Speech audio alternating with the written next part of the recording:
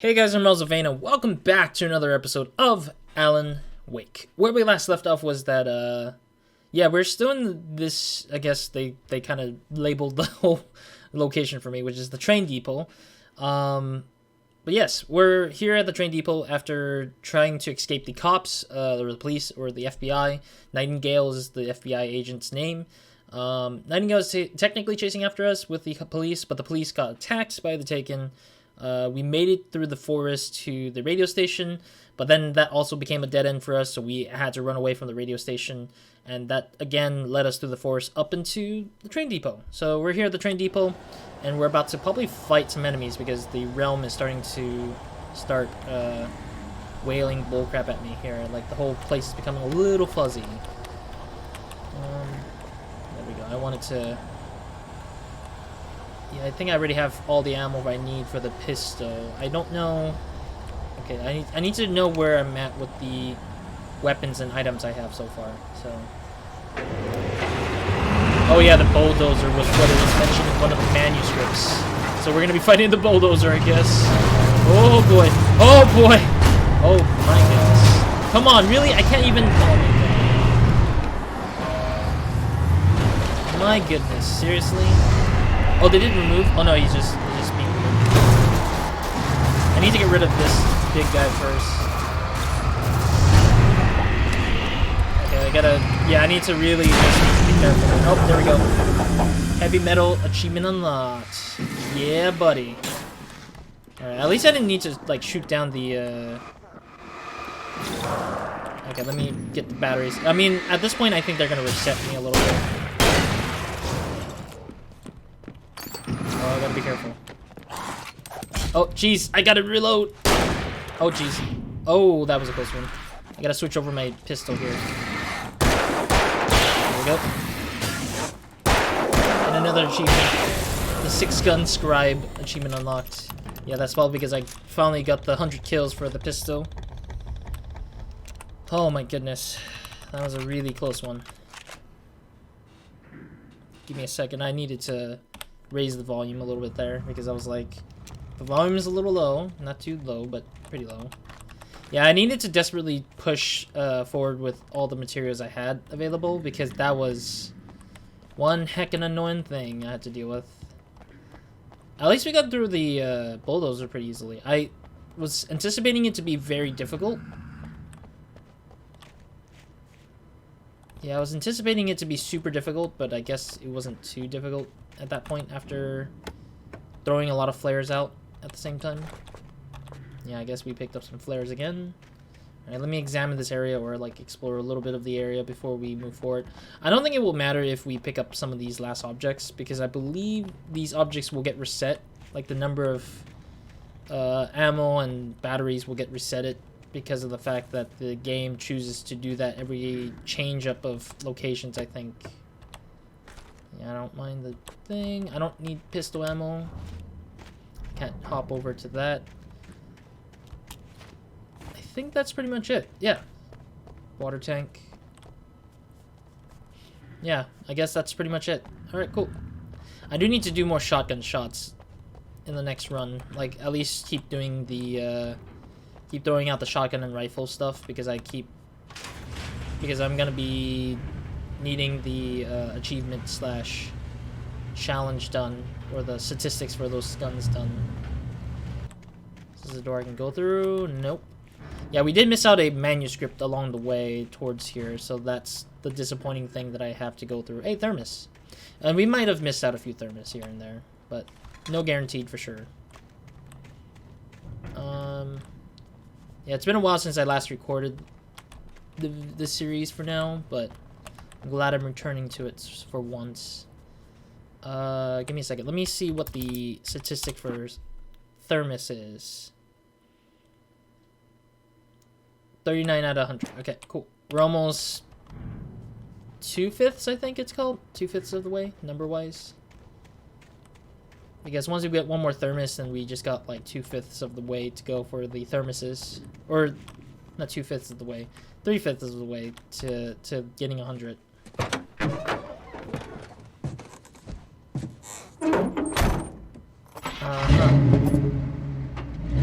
I had never been this glad to see the sunrise. I had a couple of hours to get to the coal mine. Yeah, so we were trying to get out of there to get to the coal mine to meet up with the guy who wanted manuscripts from us. Or written manuscripts. The coal mine wasn't far now. I'll probably lower the volume for the music or remove the music. Oh, actually, no, I think it's fine. As long as it's not this like orchestral playing of a song, then I think it's fine because that ends up being copywritten. Today, I would meet the kidnapper, and he would give me Alice. I wouldn't give him any other choice. A drowning man will clutch at a straw. Uh-huh. Let me look at the behind the area. I'm kind of curious if they have an invisible wall. The designer. Oh, yeah, let me switch to the left side because I sometimes get used to not thinking about it. Since there's sunlight, it's like... Since there's sunlight, I'm just thinking like maybe there might be something in the back here all the way. Okay, so there is a sort of like barrier, which is some gate closing or bridge. Wait, how do we get here then? Even during daytime, I was being stalked. The bridge must have collapsed only moments after I'd crossed it. Oh, that's conveniently told in a story. I love how they just conveniently have Alan explain why is it broken. Oh yeah, it collapsed when I was driving past here. That's amazing. I love that. I love how they just conveniently place the dialogue there just because they know that the player is going to be like, why? Why is this broken here? My assumption is that the manuscript that is coming from the higher difficulties will probably be placed somewhere around here outside because I think that's probably where we're at. Since we're in a new area, we're going to have a set of new manuscripts apparently. So there will be some manuscripts I don't have that I can start finding right away if I can. But otherwise, yeah, the guy who wanted the manuscript from us thinks that we can write them out into existence, but literally the dude is going to be in for his own death, or taking from the taken, for thinking that I was able to just do things just randomly for him. Man, look at this freaking view. Oh man, this is like a great like scenery backdrop. I still always wonder, like as a game developer, I don't always have the chance to ever see the process of what artists do for like big backdrops. Like I always know that there are artists who has to do like the job to make sure that the skybox or the, well, not the skybox, but primarily the background from the outside look kind of believable. And I really appreciate that they did this whole thing and like populated the whole like backdrop area. It's amazing, and I really wish to see that process in person in the future, but obviously I haven't had that chance yet, so we'll see. Maybe one day I might see it and I'll be like, oh wow, this is amazing, and kind of figure out what went into the work of it. Alright, so what do we do here? Are we driving there? Are we walking there? I have no clue. I mean, I have the option to drive, but is that entirely what I need to do? I don't even know if there's a thermos or a manuscript out here. I actually checked and I don't know if there's any. I don't think there's any of that here, but alright, let's drive, I guess. I'm a little bit bad at driving. Little, without realizing it, I'd come to believe that the story in the manuscript was coming true. The current of its narrative had taken me deeper and deeper into dark waters. Alice had been taken from me. Barry was probably in jail. I was a fugitive from the FBI. The whole world taken over by the dark presence was trying to destroy me. It all felt real, but it matched a textbook case of insanity. It all felt real, but it's all insane on me. I'm like, wait, what? Why? It's all insane. All insane thoughts. I'm like, I don't get it. Why do you say this when it actually is happening? I don't know. It's just kind of weird to me a little bit that Alan is a little bit baffled by the whole thing, but still isn't admitting that it's real in a weird way. Yeah, I'm driving slowly towards the location, but at the same time, they're not giving me a chance to like look out for like special secret stuff. I really want to get all the secret stuff, of course, all the collectible stuff. I mean, the point of the game isn't collectibles, but at the same time, if you allowed it, I'm technically all eyes open for that whole thing, just in case if I can, just so I can find whatever I can over here.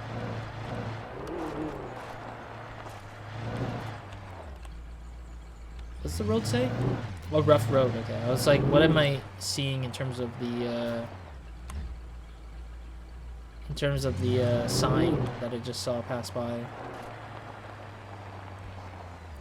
Oh man, I drove on the wrong side for some reason. Okay, so we can probably take a pause here. Alright, we reached the checkpoint. Cool. Do need to check out to see if there's anything out here on the side, though. Wow, you're already tired, Alan? I can't believe Alan's just tired right there. Let me actually see the manuscript first. Let's see where we are at. So yeah, we did miss a page in the past area, so that's gonna be a thing that I'm gonna regret living with. So we got 3... Fudge, I can't count. I cannot count in this capacity because it's hard to count. 3, 4, 5, 6, 7, 8, 9, 10, 11, 10. So there's 10 pages in this particular area, and then there's one more outside of this particular area, outside of the coal mines at the very least. Okay, so there's 10 here in the areas of the coal mine, and then there's like probably one extra outside of the coal mines, which is probably a small walkable area, I guess, or maybe it might be a secret one that you just need to find somewhere else. Excuse me, my sinuses are acting up a little bit, considering that temperatures and everything is starting to be weird and everything. Hey, that's the location we're going to be heading towards, maybe later. Not now, but later. Is he going to explain that the bridge broke before I got here again, kind of thing? Because I see another broken bridge. Let's see what he says. Oh, he doesn't say anything. Okay. Kind of convenient that a lot of the roads break down, and it's like, I'm just confused why everything just breaks down on us for some reason. Alright, do we need to take the car? That's the question for me. I'm not sure if we should take the car and continue forwards a little bit, considering there is another car that's parked right next door to the other one that I just drove by with. But there isn't, like, a way to figure things out here. Man, this is beautiful. I'm wondering if the level designers also thought about, like, vantage points, like places to let players kind of freely look at the area a little bit more. Or not, but yeah, I'm looking at that broken down car, of course. I wanted to see if there was anything down there. Alright, let me take a pause here to kind of check this. I see a little red thing outside in the distance. Is that a chair? A couch out there? Let me check this. Yeah, I think I see a couch out there. That is a weird placement of a level design thing, I'm guessing. Let me drive a little bit closer here. And then stop there. I am very bothered by why there's a chair, a couch, or a sofa chair, I guess. I don't think it's a love seat, no. But, like, why is there a chair out here? Just randomly a chair. Excuse me, game? What is this? I've never seen this before. This is actually my first time seeing this. And it's a thermos. That's beautiful. Oh, no, I was about to fall. No. I'm wondering what this chair has to do with anything. But it's really cool because it's, like, very, like, centered out in the view. But, like, the forest, like, centers it for me. Like if from afar, it's like a little tiny little object in the world. And you can see it. And I'm just like, what, really? That's a thing? My assumption is just that they did it just because they have like probably like a internal joke. Yeah, because I know some studios have like inside jokes that players don't get sometimes, which have not seen in my lifetime about what kind of inside jokes there are. But I'm pretty sure there's a lot of them. Like, a lot of developers have like different inside jokes in their studios, and they just have them inside the game, and the people are just like appreciating the fact that that's a joke. All right. Anyways, let's go under the bridge here, shall we? Back to the driving. Yeah, see, like, if you can see from here, it's like very conveniently placed as like a tiny little place, but everything like the trees, everything leaf-wise, like kind of leads up to it, which is really interesting. I might have missed the manuscript page though at the same time because I'm very fearful of it. I'll check the left side here. Let's check the left side here first. Yeah, because there's a staircase up to some part of the area, so I'm gonna have to look through it. It's interesting too because as I'm trying to look through environments, or yeah, looking through environments to find manuscripts or thermoses, or maybe secret valuable things or collectible things, I'm actually feeling like I'm exploring this whole forest to a certain degree, which is really fun. I like that. I like going through the forest every now and then with levels, in games, that is, primarily. Because I have genuinely level designed forests before, like a few of the forests, and I like to see how it looks like in different places.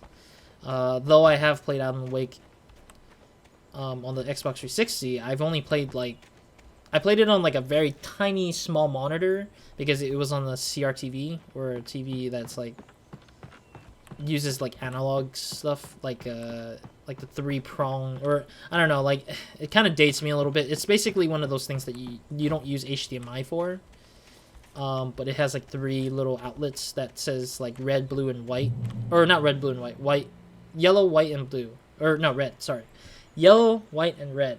White and red are left and right audio, and then yellow is video cable stuff. So it's like that kind of thing where you would plug into the TV and stuff to kind of play the game or connect the thing to watch something. This is Pat Main, and you're listening to KBF-FM. Folks, I want to apologize for kind of abandoning you to that looping music track last night, but I was detained. Oh. You see, I encountered a big-shot G-man with an itchy trigger finger who could use a lesson in manners and a boot in the ass. Not necessarily in that order either. But folks, I know I'm not being very informative here, and I apologize for that. I really should just keep quiet, but I'm just so peeved right now, because some people just shouldn't be carrying badges. I'm just glad that our Sheriff Breaker was there to straighten things out. And if someone I met last night is listening, let me just say, I'm sorry if my mouth got you in trouble. I'm pretty sure you're not the bad guy here. Godspeed, son. I hope you know what you're doing. Now, on a lighter note, I'll be talking to Dr. Nelson all morning. But first, a little music. Da da da da da da da da da da. All right. Anyways, yeah, I mean, Pat didn't really mean anything, I bet, for like trying to hurt us or anything. But at the same time, like, I feel like there's a point to all of this with how Nightingale has been doing things. So, you know, as long as he doesn't cause too much more trouble than what he has done already. Alright, let me go and take the car.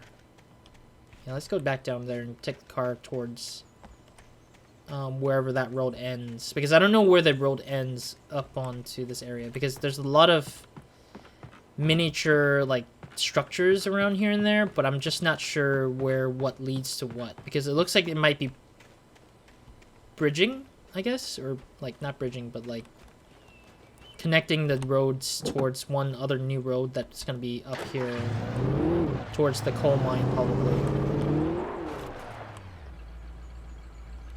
Yeah, let's drive through here a little bit. I'm not entirely certain either myself. Wait. And it is getting darker, so yeah, there is a sort of like idea that this game kind of gets darker as you get closer to the coal mines, I think. Because I remember that was a thing from where I was looking at. No, I wanted to. Let me walk this road of sadness, or not road of sadness, but like this trunk of a road. Oh no! Ah, damn it! This is not easy because in controller version is like easy for movement, but with keyboard and mouse. Movements is like, ugh. I can't do much to make this right. Oh. Is there anything over at the top of this trunk? I'm kind of curious, though. I just love how I'm doing this to kind of make myself move further in. Okay, there's really nothing. Okay,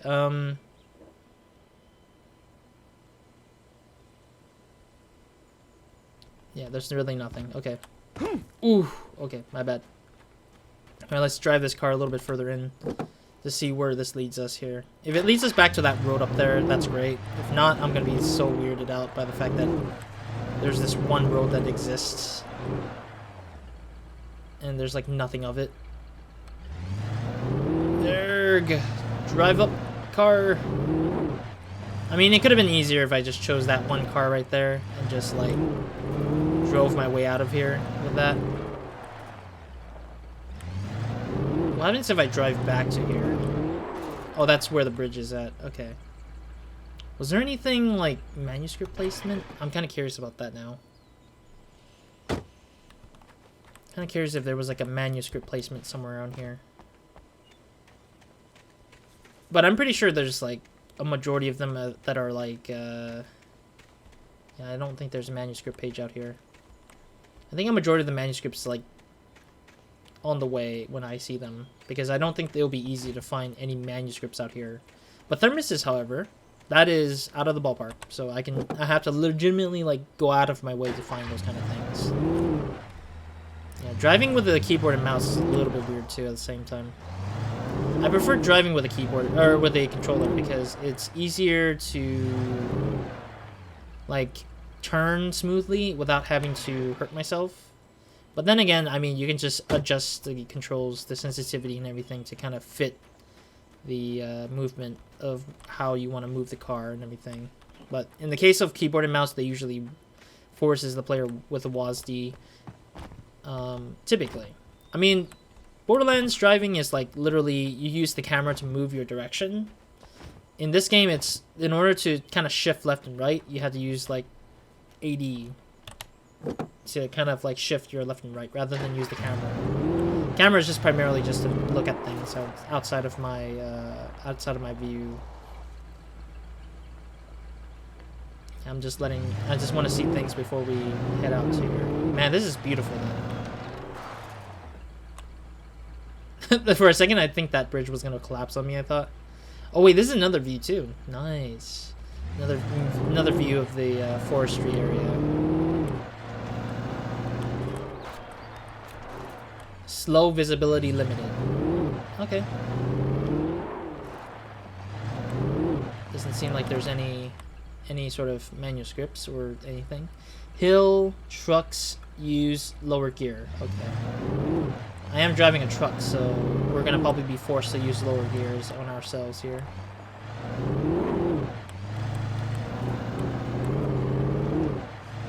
Alrighty. I hope I didn't miss a manuscript while driving because I don't look at the cliffside because I don't think cliffsides are usually. I don't think cliffsides have anything special on them, so sometimes I might think that there's nothing to it.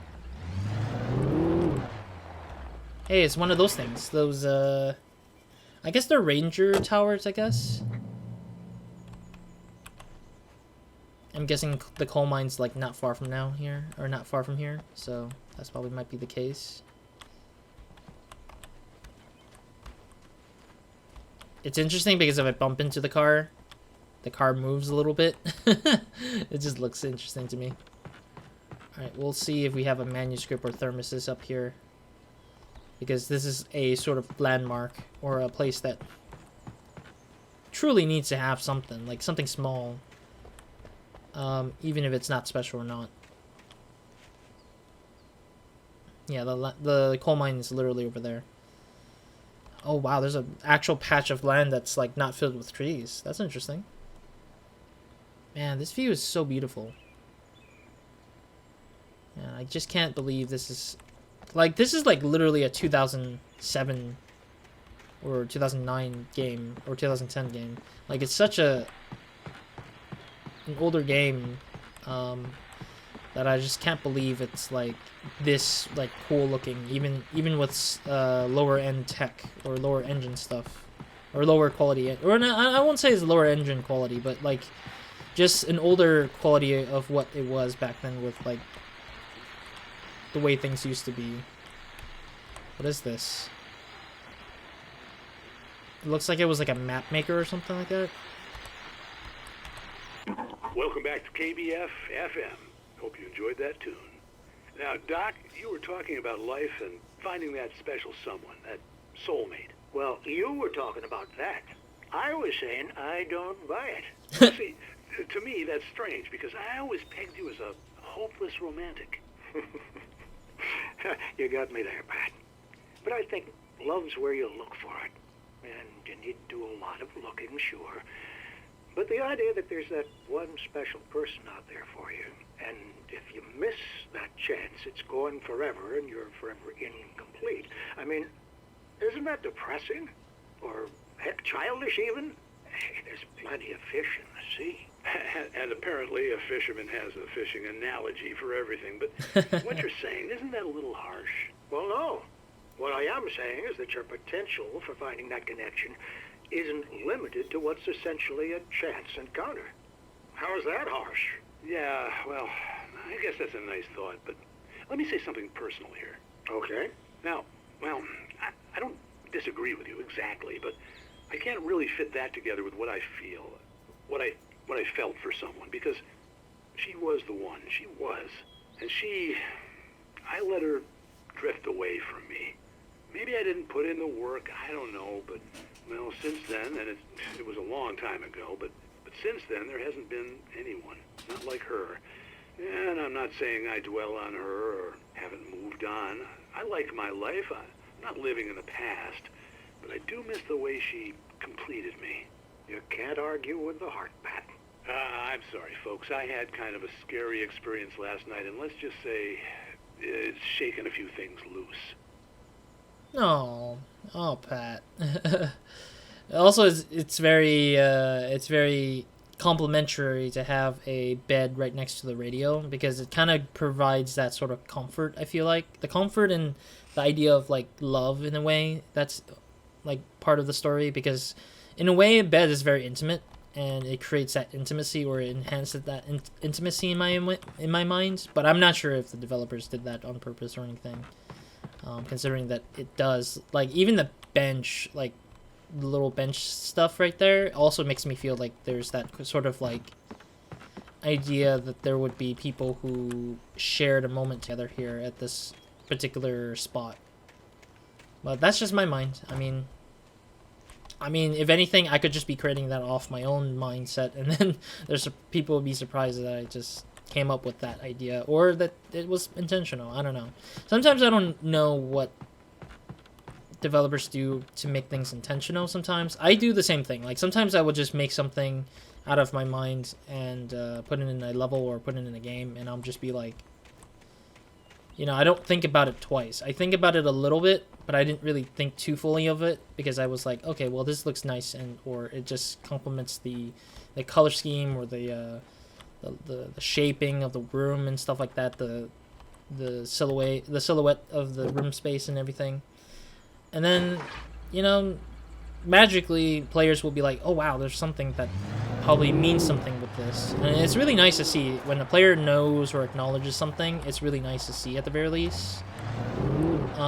If they don't, then technically you failed to do something. If it's like intentional, that is. If it's not intentional, that is a fantastic feeling nonetheless. Should I drive forward furthermore? Because I know if I go through that door in this like lumber mill looking coal mine thing, I feel like that would progress the story by a lot. I want to see what's over here first. Oh, I was about to hit that tree right there. I want to see what's over here, so I can see if I need to worry about manuscripts or any sort of side stuff. Because I know the radios that we picked up on some of the buildings have been somewhat special and nice. But otherwise, I don't know if there's anything big in any of these areas. I'm glad there's like at least this moment of like calmness where I can just literally walk around and do whatever I like. You know what? I'll probably walk towards the freaking door. Screw it. I mean, I don't think it will progress it because it looks like there's more roads to travel across, and I think there's an intention that I think we need to actually take this road and get down to the bottom. But since this door is like literally noticeably open, it just makes me want to actually look into it a little bit, so I don't miss out on whatever is in here. Oh, I swear there shouldn't. I swear. I hope there's no freaking checkpoint thing coming in.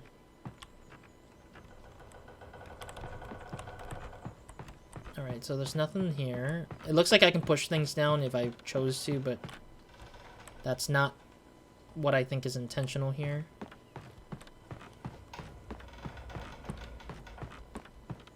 My goodness, this thing is so freaking tall. What the heck? Oh, there is a manuscript, so I was right. Okay. Did I miss one? Oh man, I don't even know no more, actually. I actually don't know if this one's out of the way. Like, I don't know if there's like a lot more that's hidden and I'm not seeing them, or if this one's just intentionally there's only like intentionally 2 of them and the rest is like actually like on the way. Like, these are just like, if I follow the main path of the game, I will get all these pages, which could happen, so. For Mott, spying on the writer on the ferry had been a disappointment. His boss had made Wake out to be something special, but Mott hadn't been impressed. He'd gotten a good long look at the wife, though, and he liked what he saw. Mott had fantasized about goading Wake into a fight. Wow. But it hadn't happened. Still, he'd get his chance to see if the writer had anything in him. He'd been promised as much. Wow, Mott is such a freaking ass, dude. Looking at the wife and then thinking that... Oh my god. Seriously? Like, and not only that, it explains his sort of, like, feelings of trying to dominate Alan. Like, he has this, like, desire to prove that woman, that Alice doesn't deserve to be with Alan. That is such a dick move, dude. Mott's, like, wanting to, like... Mott likes to tear people down. I think that, if anything, if you are a type of person who wants to tear somebody down, you don't really... You're not in a really right mind space, honestly. Like, you're just considered to me like as like a person who just wants the worst of everyone, when, you know, nobody wants anything from anybody to begin with, unless you have like working relationship with the person or something. Like, you might have some sort of jealousy, which is understandable, but, you know, if you don't talk to the person, you don't have any working relationship with the person, why bother even like wasting people's time, wasting your own time to begin with? When you can just like learn something or do something better than just waste other people's time by hurting them or trying to show that you're dominating against the person. But then again, I'm not some sort of I'm not that person's father or a parent or anything. I'm just saying it out of my own 2 cents, basically, my own sort of thoughts. Right, there was a little porta potty right around here. Yeah, there was right there. I see the porta potty. My assumption is that we'll get a checkpoint here. I was early. I was supposed to meet the kidnapper at noon in the main building. The coal mine was quiet. It was a museum now. Oh, really? If it's a museum, why isn't it populated with people visiting? Or at least like a parking lot for cars to just drive by and, you know, visit the place at least. Alright, let's see if there's any manuscripts. Oh, thermos. I'll take it. I think that's our 40th thermos, I think. Oh wait, no, that's our 41st thermos. Like, that's the 41st one. Oh, there's a reading sign, yeah. So yeah, we need to read this because it seems like there's some collectibles, quote-unquote collectible stuff to the reading stuff. While lucrative at first, the mining steadily declined in the 20th century. The seams were rich but hard to get at, and the volcanic activity in the area made the mine shafts particularly dangerous. I mean, as in any place would be dangerous if there's volcanic activity. But hey. Oh, there's the checkpoint. I see a manuscript there. Alright. Sadly, to disappoint you guys all, I have to end the episode here at this point because we are a little bit over 30 minutes. And at the same time, yeah, I'm sorry, I'm just looking at the numbers. At the same time, I have to end it here because of the fact that there isn't, yeah, I didn't really do a lot in this episode in particular, besides fighting the bulldozer, which took only literally like 5 minutes or something like that. And I'm just like, well, we didn't really do much, but that's the freaking part of the story, I guess. Us exploring and looking at the scenery of the world, which, I mean, at this point, we've at least gone through a lot of the scenery, and we've gotten a few thermoses, radios, at least some backstory stuff, and some manuscript stuff. So at least we got some good chunks of collectibles. But otherwise, I think that this is so far been one of the more calmer episodes, I think. The next episode will probably ramp up like crazy with all the action and stuff like that, which I can guarantee, because I'm pretty sure there's not much beyond this area besides waiting for the...